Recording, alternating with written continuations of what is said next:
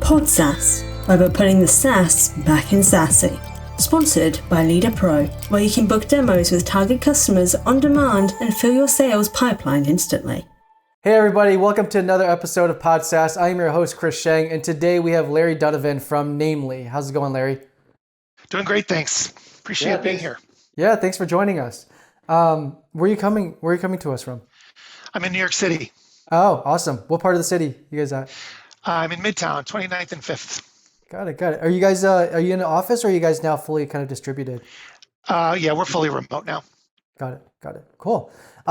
So before we kind of get into the series of rapid fire questions where we get to know Larry a little bit better, why don't you tell us what Namely is, what the quick elevator pitch is, and kind of what makes a really good customer for you guys? Sure, happy to. I'm the CEO of Namely. Namely is an HR software provider. We provide an end-to-end HCM platform for organizations to manage effectively all the data about their people. And we serve a very specific niche in the mid-market. We specialize in companies typically between 50 and 500 employees, although many of them grow very quickly to be much larger than that. And one of the things we really focus on is for the mid-market customer, finding that perfect balance between the functionality they need with a simplicity that makes it easy to use. Very cool. And how old is the company now? Founded in 2014. 2014. Okay. And the team size now? We have about 300 employees. Wow. Okay. Congrats on on that level of growth and kind of hitting to that level of success that you guys have gotten to so far. I'm sure there's a lot more for you guys that you want to do, but that's a huge accomplishment, obviously, in and of itself. Awesome. So would love to just get to know you a little bit better as a person. So we do this thing called rapid fire questions. It's about 8 to 10, pretty friendly, easy questions. But if you don't have any hesitation, we can jump right into those. Let's go for it. I love it. Awesome. Let's do it. All right. The first question is really super simple. So it's the idea of, having a favorite entrepreneur or startup story. I don't know if you have a personal one that you kind of like gravitate towards. I would not consider myself an entrepreneur at heart. I'm not the founder of Namely.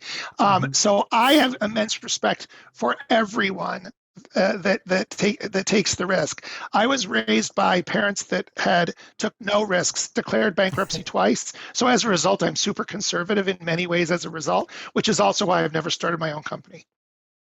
Got it. And so do you find like any other CEOs that have gone through maybe like a similar path as you, that you do kind of look at their path to kind of getting to, becoming at that level of where you're at now, but taking their own unique journey to getting there? Yeah, it's actually really interesting. I serve on the board of 4 companies, and two of them are led by relatively young entrepreneurs, and 2 of them are led by more mature people. And so for me, what's so great, listen, I'm 61 years old. So what's so great for me about that is being able to tap into my own experience, yet also recognize the power, the motivation, the ambition that these young folks have, and find the right mix to, in my case, help them learn from some of the mistakes that others have made, like myself. Yeah. And I mean, that's usually the best hacks are those shortcuts that come from experience, right? So, and you just mentioned, you're 61 years young. Do you remember, I looked at your background, you have a sales heavy background, also like a technical heavy background, right? So you have this really good blend of both worlds. But growing up as a kid, 8, 9, 10 years old, do you remember what you wanted to be back then? Yes, I wanted to be a dentist. and I would say that to my mother, and she'd look at me and she'd say, Larry, you refuse to brush your teeth. Why would you want to be a dentist? Interesting. What was it about dentistry that you were curious about? No idea. Yeah. And why does anybody become a dentist? You know what? Outside of that's a good question. The only dentist I know that is a friend of mine growing up is basically like being groomed to take over their family practice, right? So outside like having that, like I don't know. It's a very unique personality set to kind of go down that path for sure. Yeah, and then I decided I would be a doctor. And so I actually went to college as a pre-med. And then I realized, wow, you got to work really hard to be a doctor, and you got to really want to help people a lot. And really what I wanted to do at that time was make money. So that's not the path to go. Too much work. Got it. Next question here is I'll give you a little bit of context, but the question is most painful experience. And this can be personal or professional. The reason why I ask this is a lot of times, looking back personally, as well as looking back at some of the guests that we've asked this question to, huge amount of tremendous amount of like growth typically happens from a moment of temporary discomfort, like extreme discomfort, right? So that's kind of like what it relates back to. And obviously in those moments, it's really, really hard to kind of like find the light at the end of the tunnel. But when we get past it, and everything is temporary, for the most part, when we get past it, we look back and those are like the character building experiences that ultimately we remember, right? Or are the motivators for us to kind of push forward. Is there anything that kind of pops up to your top of your mind? Again, it could be personal or professional, where you look back to. Yep. In 1998, when I was working at Lawson, I partnered with our CEO to buy a tiny, what we then called e-recruiting startup, an ATS applicant tracking system. When nobody had them, they were not at all mature. And in 1998, we bought this tiny little company and thought, wow, we're going to change the world. And quickly discovered that I ran headfirst into an entire giant sales organization that wanted nothing to do with me. A CEO who didn't have the first clue about what that meant or how to lead me through it. So like I was a fish out of water, and then I was fed to the sharks. And then of course on top of it, I always joke in 1999, we spent $850,000 of HP co-marketing money at a trade show. Complete disaster, Wow. Bought out a giant GameWorks facility, like 150 people showed up and burned through that cash in a minute. And then of course 2000 came and the market crashed. Yeah. So at every level, it was that character building disaster that changes you forever. And in my case, in a good way. Yeah. What were some of the things that you remembering that, going back to, having some emotional trigger related to that experience? What has that shaped you today as CEO of Namely, or again, like personally, professionally, but what are some of the takeaways from that experience that you recollect or go back to? I always reflect on the fact that I took the risk and failed and focused on what I learned from it. Everything in life, especially in professional life, is when good or bad things happen, you still have to ask yourself, what did you learn from that? How did it help you grow? And hopefully it was fun. But it's not always fun. Yeah. So sometimes you get fun and growth. Sometimes you just get growth. Yep, absolutely. Makes a ton of sense. That leads me to my next question. And this could be maybe somewhat similar in terms of the same experience, but is there anything that particularly motivates you nowadays in like that 25th hour? Obviously, from when you came in with Namely and then kind of getting to where you guys are now, I'm sure there's been a lot of growing pains, a lot of obstacles or hurdles along the way, and I'm sure that's not going to ever change to a certain degree. But what gets you over those obstacles? I think now perspective is obviously a huge part of it, but anything outside of that? What pops into my head is living our values, at the exclusion of all else. As a CEO, one of the things that the most important thing you do is establish values. And values, in theory, should never change. If the CEO changes, values can change. And I tweaked ours when I became CEO. But if you're the CEO and you think you want to change your values, there is a serious problem because it guides everything you do. And so staying true to those values, constantly focusing my thoughts and attention through those values. And a really good example of using our values to drive our strategies was staying true to this target customer and not allowing myself to be tempted to go chase all kinds of things that walked in the form of growth. It's just an example. Yeah. And living that. And I'm surprised, as I've been in this job longer now, how many people are almost surprised that we've stuck to our guns there. And by the way, it has probably affected growth. But it has fed the overall trajectory of the business I think in the only way we could have been successful. But you can say that after the fact any way you want. Yeah, absolutely. Anything that you do to like go and decompress? Obviously, there's a lot of stresses and a lot of different things that you're weighing on as a CEO. And the idea of, I think, like, preventing burnout and mental health is really important. So anything that you do, whether it's meditation, fitness, or spending time with family, even hiking, things like that helps you kind of clear your mind. Yeah, there's three. You said two of them. One is fitness. I'm obsessed with this Peloton bike in my apartment building.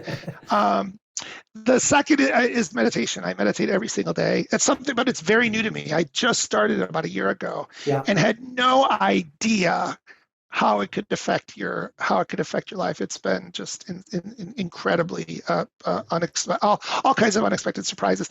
And the last one's family. In fact, this is my second to last week in New York City.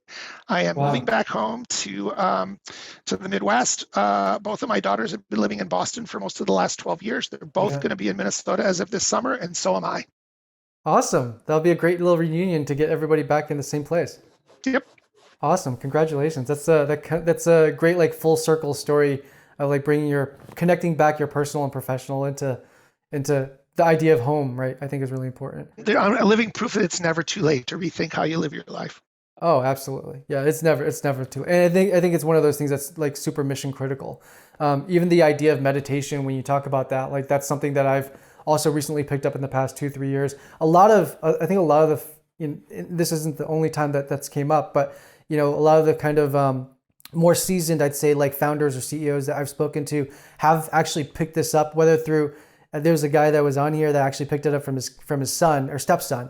And his, with the pandemic happening and had all the kids back in the house and saw his stepson, meditating outside one day and asking him, out of curiosity what he was doing. And that started him on this path to practicing it daily. And the rewards are tremendous, I don't think it can be said enough. And people who, either outside of high stress environments should also be doing it. What are some of the values that you've gained out of doing the meditation, do you feel like, or like just personal selfish benefits from it? Yeah.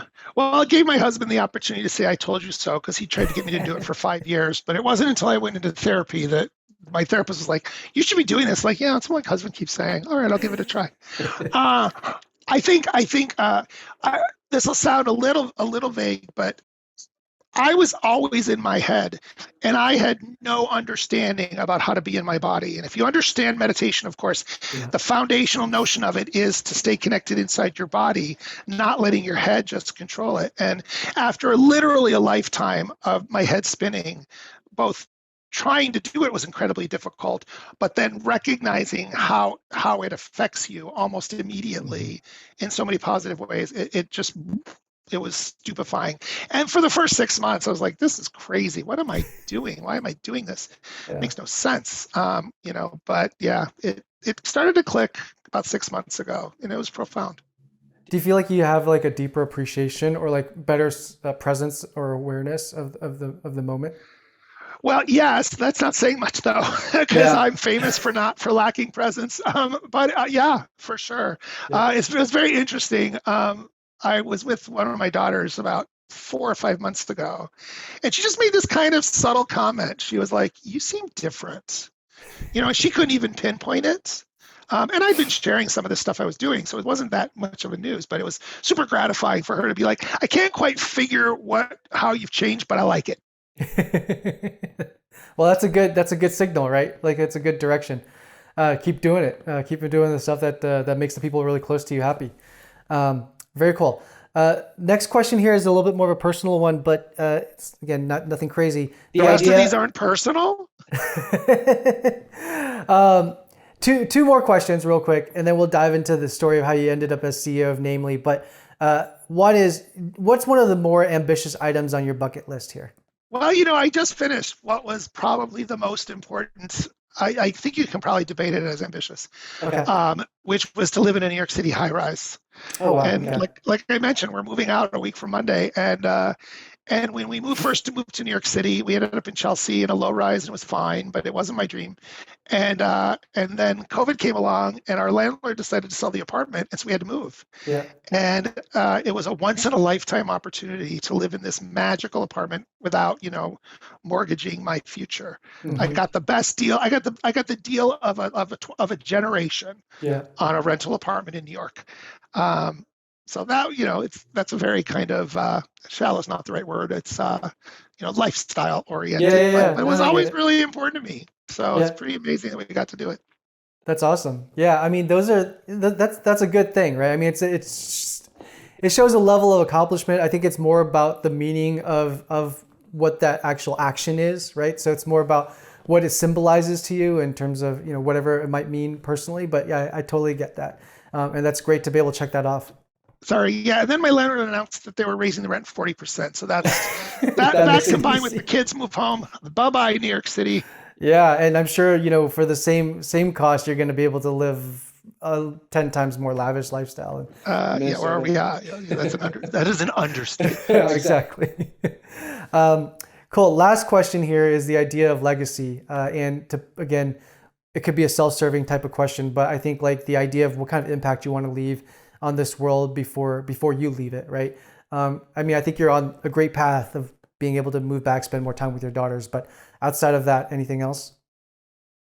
Well, at one time I had this kind of, earlier in my career, I wanted to be this respected, remembered visionary for HR technology. Mm-hmm. Then I remembered it was HR technology, and who cares, right?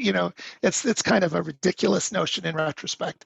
But that was all my ego, which I've spent a great deal of time trying to get into check. So, so going forward, like absolutely what I am focused on is, riding out the remainder of this career journey for as long as it fulfills me, and then just surrounding myself with people I love. And I've been very fortunate that I have resources and opportunities to do that, and look forward to it. Awesome.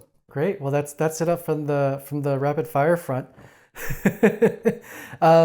You mentioned a lot of great things though along those questions and some of your responses, and so I'd love to dive a little bit more deeper along those lines. But you mentioned you're not a founder of Namely, but you are the CEO, and so but you mentioned growing up not necessarily in the most risk-taking environment.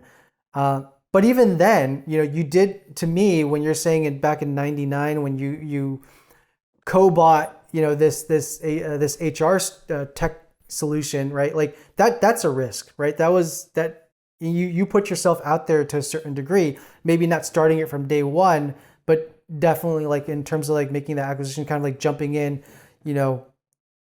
head first, not feet first necessarily into that situation. That's a risk in going through that. So I wanted to touch back upon that, which is what was your work experience like leading up into that endeavor, and what made you want to take that leap of faith into going into, again, like uncharted territories? Because I think it's a very different experience, and obviously working as an executive at a large corporation. Sure. I spent, as I said, I've done everything you can do in an HR software company. Mm-hmm. I jokingly say it's the only thing in the world that I can claim I'm an expert in. And I've been doing it for 40 years. So, I had been working, I had spent my early career in customer-facing roles in support, and then in sales, primarily sales support. Never actually carried a bag as a rep. And then ended up in product management and in engineering for a number of years. And this was in 1988, I joined the company in 93. About 5 years into it, I had a very successful run at, taking the product, driving growth, driving enhancements, building a whole healthcare vertical with our product. And I was starting to get, I was like, okay, this is interesting, but what am I going to do next? And when that came along, it was so exciting to me because it was this whole new nascent field. Nobody was applying for jobs on the internet at that stage of the game. It was very, very limited. Mm-hmm. There were very few companies out there. So it was just this amazing greenfield opportunity in a space that I was super interested in. And so what happened was the CEO had a college friend who had started this company. It was tiny, but of course with his sponsorship, it happened, overnight. And as I alluded to, it had all kinds of other hidden challenges. So it was pretty easy to jump off the cliff and do it because I wasn't putting up any of my own money. It was something I was really super passionate about doing. And I knew it was a risk. Actually, it basically got me fired because mm-hmm. the guy that I had the most conflict with around the launch of it became the CEO. And he wanted nothing to do with me. And that's okay. As it turned out, that was a gift in its own way too. Sure. And so I gambled. You could argue that the .com bust took care of whatever success or failure was coming because it just wasn't mature enough at that time. But yeah, it was, I don't regret it for a minute. I learned a ton from it. Make sure the product has some minimum maturity before you try to launch it. Yeah. And so when did you ended up joining Namely as the CEO? It'll be 3 years ago in July. Got it. And before that point, your background was your latest your latest chapter was more of like in a sales role. Is that correct? Yep. I had joined Ceridian in 2011, and for a couple of years I was the CIO and head of engineering, and we were launching this brand new product called Dayforce, which propelled Ceridian to phenomenal success. And I was bored, and I knew that if I wanted to be a CEO, I had to lead a sales organization, or I had to start my own company. And we all know why I are now in this, what we're 22 minutes in, why I didn't do that. Yep. So I went for it, and the sales leader had resigned, and I went to the CEO and I said, can I have a shot at it? And he said, you can have a shot at it for 4 months. Let's see how it goes. Now, you don't take that job to see how you're doing after 4 months. You take it by the neck and run, which is what I did. And so I did that job for 3 years, and then I became the chief revenue officer and stayed for another couple of years. But at that point, then it was like, okay, I got the street cred I need to be a CEO, so now I got to go do it. Got it. And so that's when I left Ceridian. Okay, so it was a strategic move on your part to kind of get a different flavor of the business, of how to run a business, essentially, right? Like you had all of that engineering and the technical background already, so it was like now sharpening your skills on the other side of things, which again, like you alluded to just now, is that it would be a prerequisite almost if you wanted to go become a CEO. So yeah, how often does the product and engineering guy get promoted to CEO? Like basically never. Yeah, for sure. So it was a very conscientious decision then to move in to the sales role and then ultimately becoming the CRO. And that's a huge investment of time towards that path, right? Like, so did you know from day one, once you started to embark on that sales journey, years before you ended up becoming the CRO and then staying there for a couple of years, like, did you know that path was going to be, you ultimately wanted to, like, for your career was to become the CEO of an HR tech company? Yep. Yeah. I very specifically said I wanted to be the CEO of a pure play SaaS HR tech company, because what other company would I want to run after having developed this much expertise in the domain? So yeah, that was always the goal. And I didn't have this like grand plan. I just knew if I didn't get that sales leadership behind me, it'd be an uphill battle, or I'd have to start my own company, which again, I just wasn't inspired to do. Yeah, makes a ton of sense. So it's very, very smart on your part. So then take me through how you ended up becoming the CEO of Namely. What was that process like? Did you work in other positions beforehand and then the spot opened up, or how did that work for you?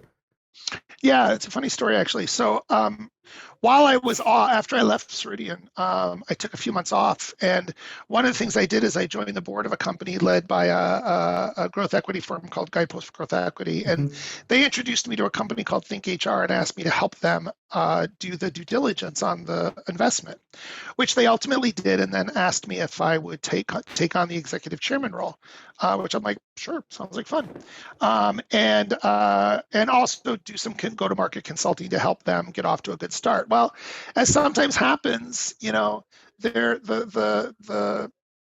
kind of the equilibrium between the founder and the new owners wasn't great, and it became clear very quickly that a change was going to have to get made. And when you take the job as executive chair, you're pretty much agreeing if something goes wrong, you're going to step in. And so that's kind of what happened. There was a decision made, a mutual decision that the CEO was going to leave, and so I had to step in, which I was eager to do, but always with an assumption that I was going to do it on an interim basis, because it was not the pure play HR software company I wanted to run. And about 2 months into that process, I got a call from the then CEO, now board chair of Namely, Elisa Steele, who was just looking for me to do some consulting with her on go-to-market stuff and product. And I, cleared that with my bosses at Think HR and did that.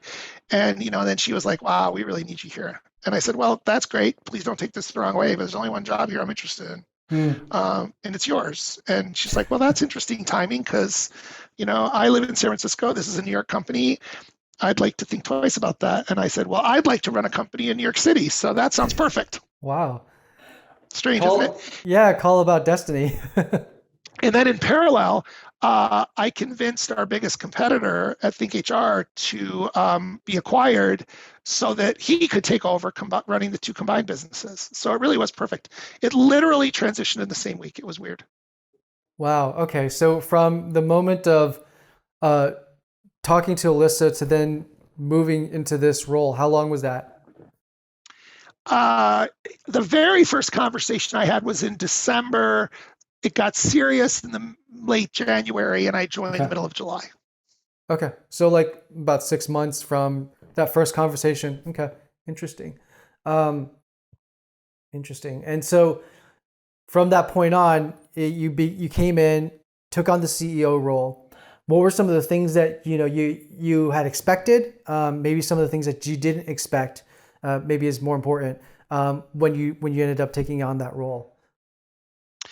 The business was in a really interesting place. It had grown like mad, and then it had hit some growing pains. And at the end of the day, what the business needed the most, which is why I think I ended up there, was that it was run primarily by SaaS entrepreneurs who were very smart people who knew how to do really interesting things, but too few of them understood the space.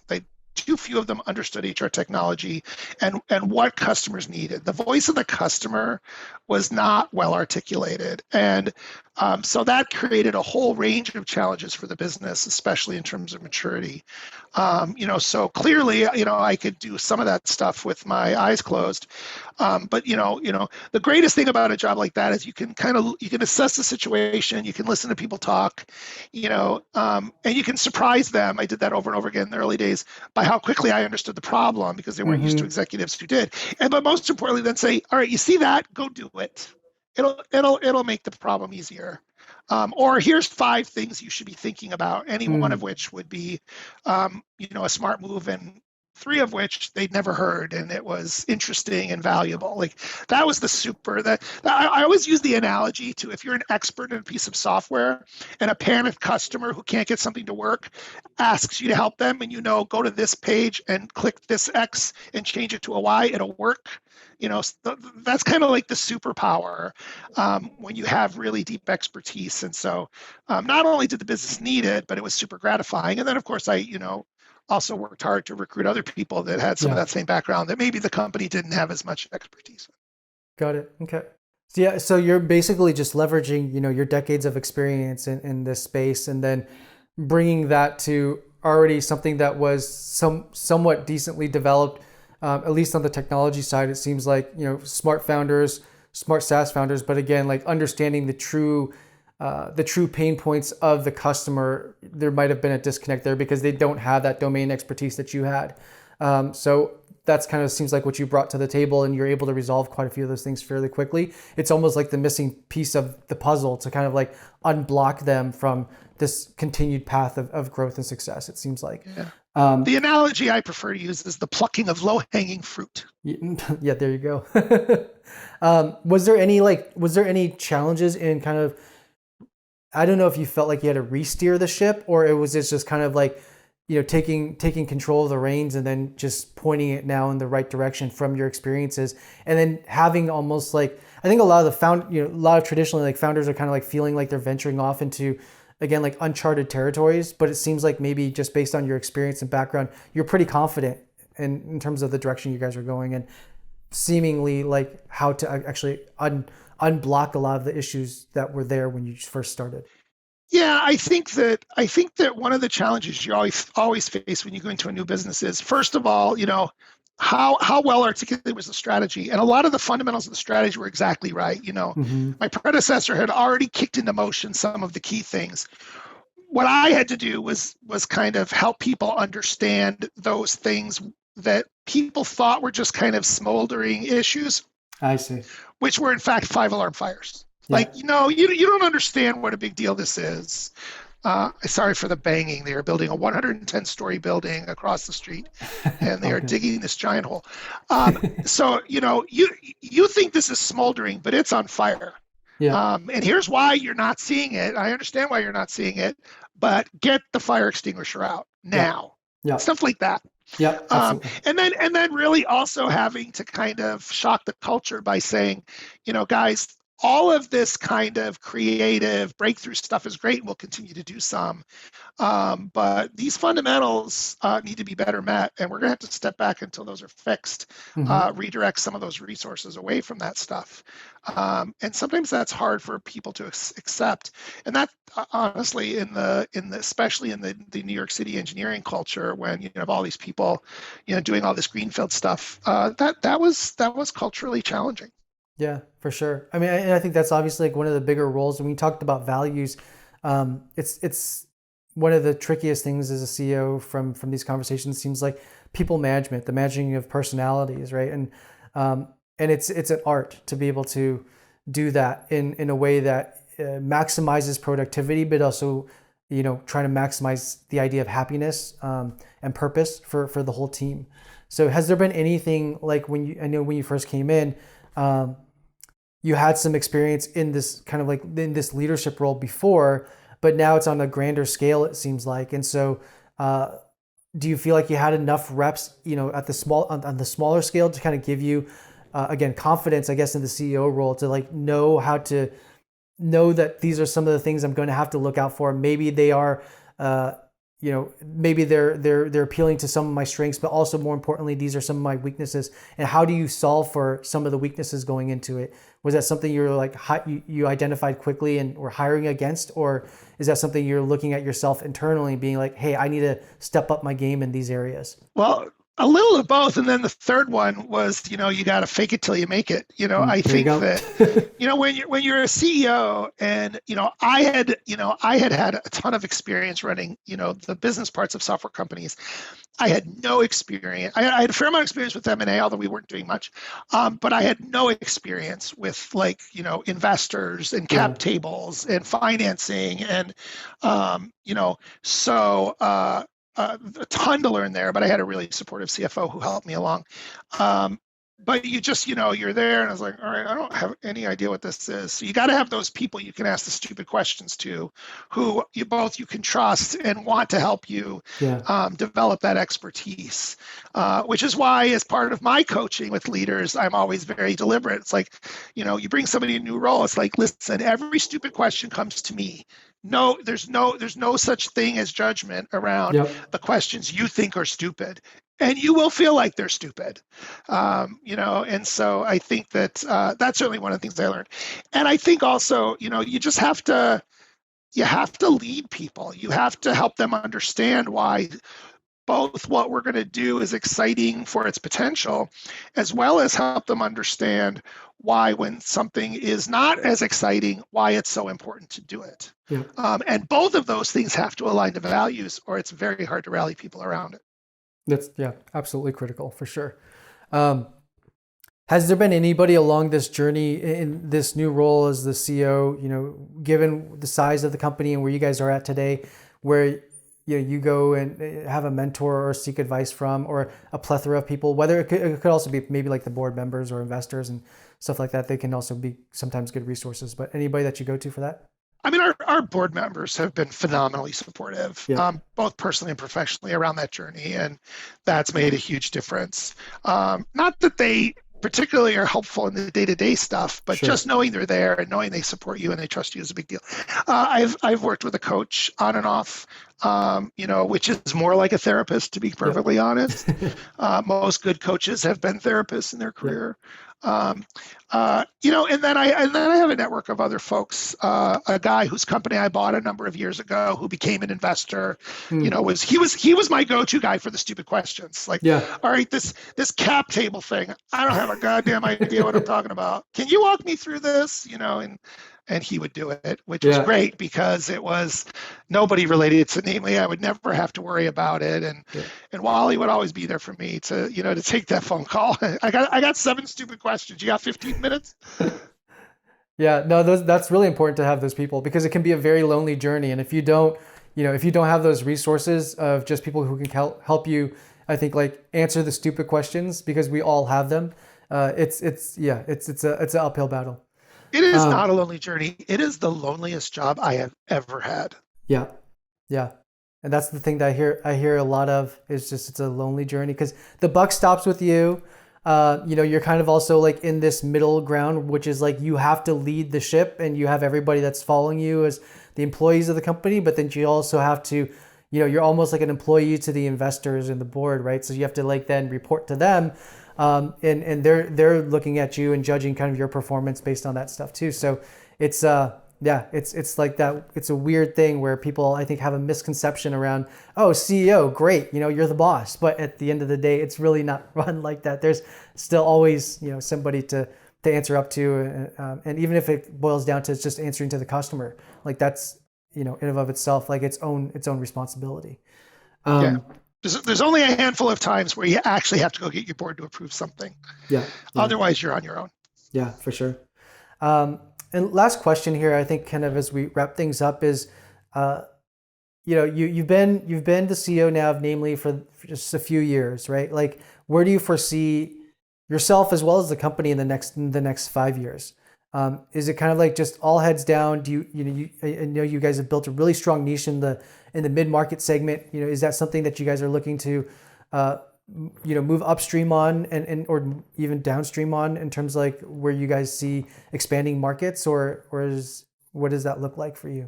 Yeah, we have a really clear understanding of our addressable market, and more importantly, how we want to broaden it. So one of the things we've done with our roadmap is say, we want to ultimately go from 50 to 2,500 employees, and we see the journey on how to do that. And that is a series of roadmap objectives, probably a few acquisitions, that allow us to scale without compromising, as I started today, that balance between the richness of the functionality that the customer needs to do the work well, efficiently, and quickly, with the simplicity so that it is not the world where you have to have an expert in-house on how the thing works. Most of our customers, the only time they understand is just in time.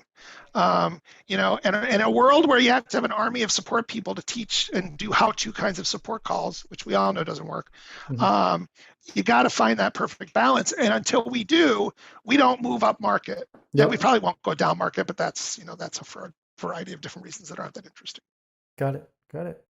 Very cool. On that note, I just want to say thank you for spending the time today with us. I'm sure you're super busy, and it's great to kind of just hear your journey again, coming from somebody who is more of like a tech-heavy background, and then knowing the skill set that you actually needed to acquire to hit your goal and the final destination of ultimately becoming the CEO of, a SaaS HR, technology-driven company, and kind of getting back to the original goal that you had like decades ago. So I think that's a tremendous story around just kind of like discipline, for knowing the path and then having the vision of the basically the check boxes that you had to check off before you can actually get to that destination. So I think there's a lot of other people out there that are probably like thinking in the same way, but don't necessarily strategize or think about that. And I think when you brought up the fact that you knew that you had to like get this sales background and build this sales skill set,